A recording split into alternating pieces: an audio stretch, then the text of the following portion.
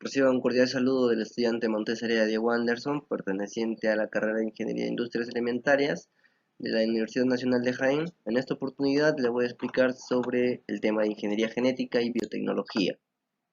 ¿No? La ingeniería genética, bueno, se refiere al uso de técnicas in vitro para modificar genes en el laboratorio. Tenemos dos métodos de manipulación del ADN. Tenemos las enzimas de restricción y separación de los ácidos nucleicos. Estas enzimas reconocen secuencias de bases específicas en el ADN que vendrían a ser secuencias de reconocimiento y encienden el enlace fosfodiéster ocasionando un corte de la cadena doble. Estas enzimas de restricción se usan también para la manipulación in vitro del ADN y pues son una herramienta fundamental en la ingeniería genética, ¿no? Tenemos la hibridación de los ácidos nucleicos. Cuando el ADN se desnaturaliza, es decir, pues eh, las dos cadenas se separan, ¿no? Las cadenas sencillas pueden formar moléculas bicatenarias con otras moléculas de ADN o ARN monocatenarias, mediante el apareamiento complementario o casi complementario de sus bases. Otros métodos de hibridación también de los ácidos nucleicos vendrían a ser la replicación en placa, ¿no?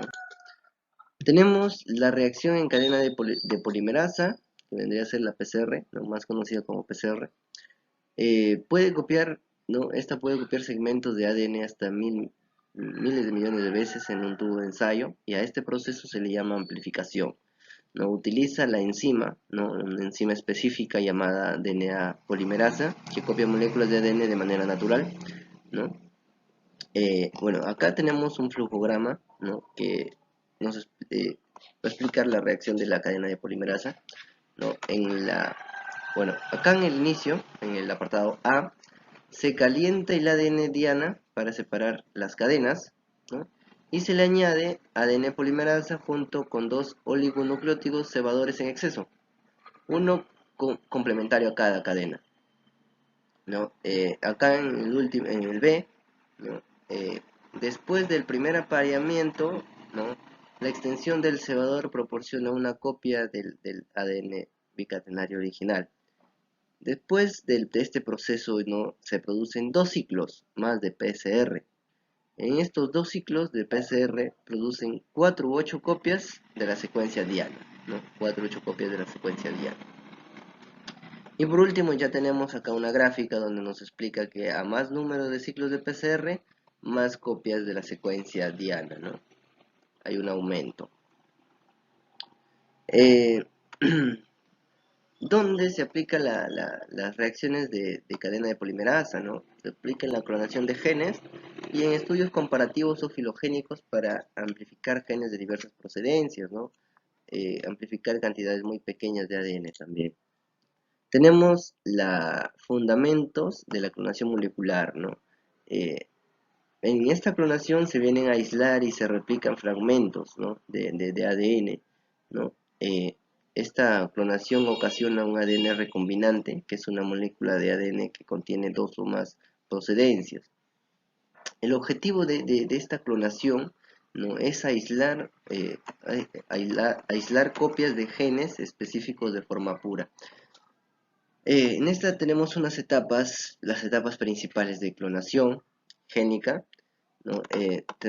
Primero acá tenemos el corte del ADN con enzimas de restricción. Obviamente tenemos el ADN foráneo y este ADN lo vamos a cortar con ayuda de las enzimas de restricción. Después de esto, ¿no? Se le añade un vector. Acá está el vector, se le va a añadir al corte que hemos hecho del ADN, pero siempre y cuando este ADN se haya cortado con la misma enzima de restricción, ¿no? Para nosotros tener extremos cohesivos y así poder unirlos. Al último ya se le añade ADN ligasa para formar moléculas recombinantes, ¿no? Ya pues en este proceso ya tenemos un ADN clonado, ¿no? Y por último, la introducción del vector recombinante en un hospedador. El hospedador vendría a ser una bacteria, la más conocida, Escherichia coli, ¿no? Métodos moleculares de mutagénesis. Mutagénesis dirigida, ¿no? Esta es una herramienta potente que permite cambiar cualquier par de bases de un gen concreto, ¿no? De modo que tiene muchas aplicaciones en genética. Esta mutagénesis se emplea para cambiar las propiedades de una proteína, como la actividad enzimática o la afinidad del sitio de unión, ¿no? Tenemos acá la mutagénesis dirigida usando ADN sintético en una imagen, ¿no? Primeramente se va a producir la clonación en plásmido y la desnaturalización, ¿no?, del ADN de origen. Segundo, ya teniendo el ADN plasmídico monocatenario ya en el vector, ¿no?, se le adiciona un oligonucleótido sintético con error en una base, lo cual nos da resultado un apareamiento con los genes de origen, ¿no? Después de esto viene la extensión de cadena sencilla con ADN polimerasa, ¿no? Tenemos como resultado la transformación y selección. Y ya por último tenemos la clonación y selección de mutantes, ¿no?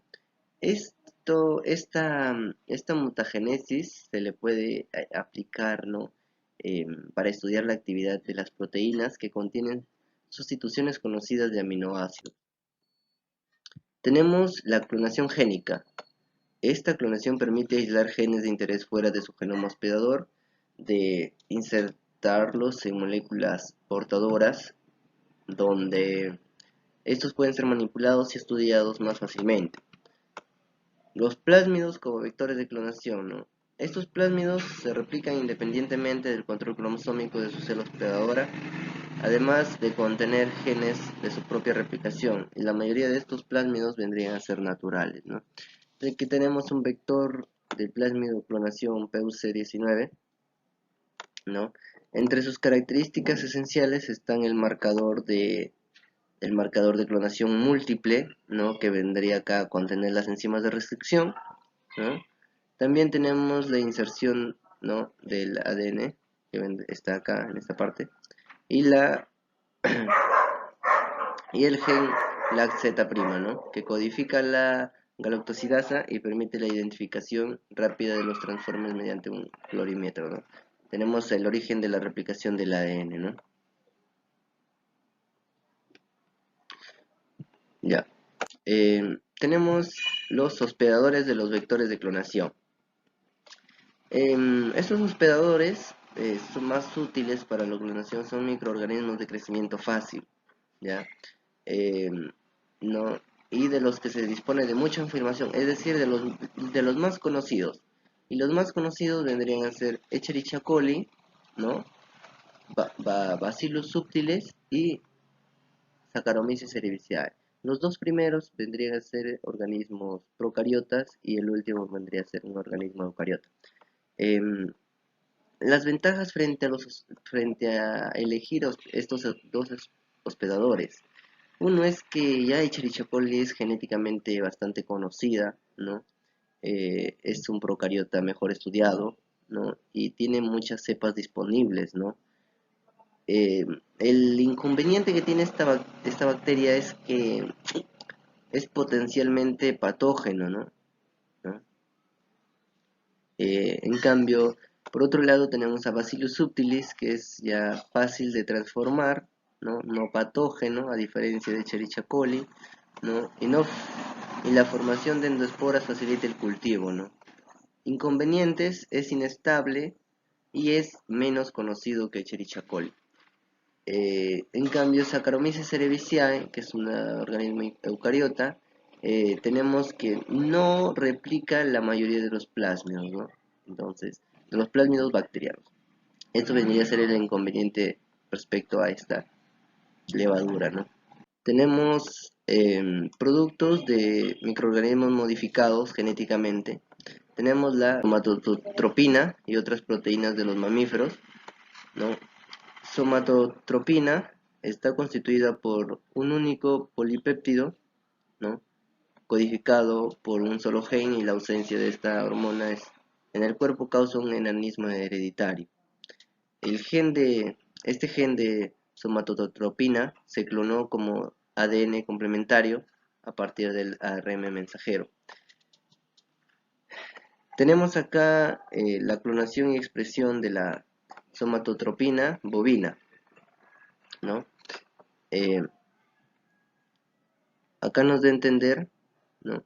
Acá nos da a entender, ¿no? El ARM mensajero para la somatotropina bovina se obtiene de un animal, claro está, ¿no? Claro está. ¿Qué podemos observar acá?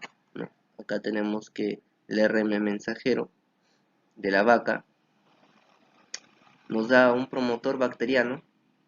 Después de este viene un que se llama un vector de expresión. Se produce una transformación de células de Escherichia coli, ¿no? Y se produce también la producción comercial, ¿no? La producción comercial, después de esto esto vendría a ser la somatotropina bovina recombinante, ¿no?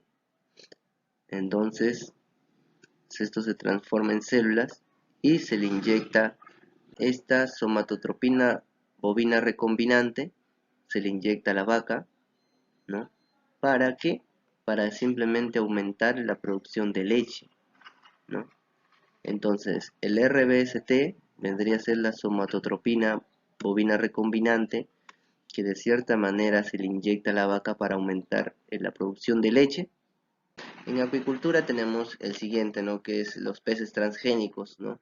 Que vendrían ya a ser, por ejemplo, ya en la microinyección a partir de genes clonados, ¿no? Tenemos el salmón transgénico de crecimiento rápido. Acá tenemos un salmón pequeño, ¿no?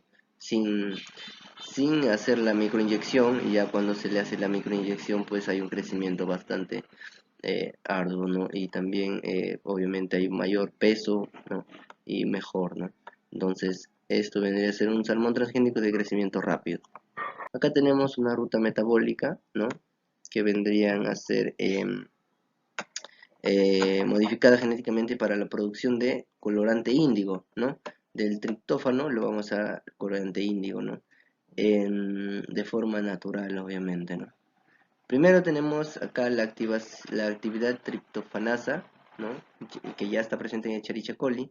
Segundo, tenemos la actividad naptafeleno-oxinasa, procedente ya de las pseudomonas. Acá ya vendría a ser una deshidratación espontánea que nos llevaría a una oxidación, ¿no? Espontánea mediante oxígeno, ¿no? Y así pues obtendremos la producción de índigo. Biología sintética, ¿no? A lo largo de este capítulo hemos presentado pues el uso de la ingeniería genética para modificar genes y organismos, ¿no? Hoy en día la ingeniería genética es bastante utilizado en el mundo, ¿no? Porque nos beneficia en muchos aspectos, ¿no? Un ejemplo vendría a ser la fascinante pues toma de fotografías del uso de células de Escherichia coli modificadas genéticamente, ¿no? Para producir estas mismas fotografías, ¿no? Y acá está, ¿no? Acá son células de Escherichia coli detectoras de luz que han sido modificadas ya genéticamente como componentes de cianobacterias, ¿no? En en este apartado se realiza una preparación de una fotografía bacteriana, ¿no? Las zonas opacas de la máscara corresponden a las zonas en las que beta-galactosidasa está activa y por lo tanto corresponderán a las zonas oscuras de la imagen final. En esta última imagen tenemos una fotografía bacteriana de un retrato del famoso Charles Darwin, ¿no? Entonces ahí vendría a ser esto vendría a ser la fotografía bacteriana. La fotografía bacteriana de Escherichia coli que ha sido, bueno, genéticamente modificada. Bueno, y hasta acá llegaría pues el tema de ingeniería genética y biotecnología. Gracias.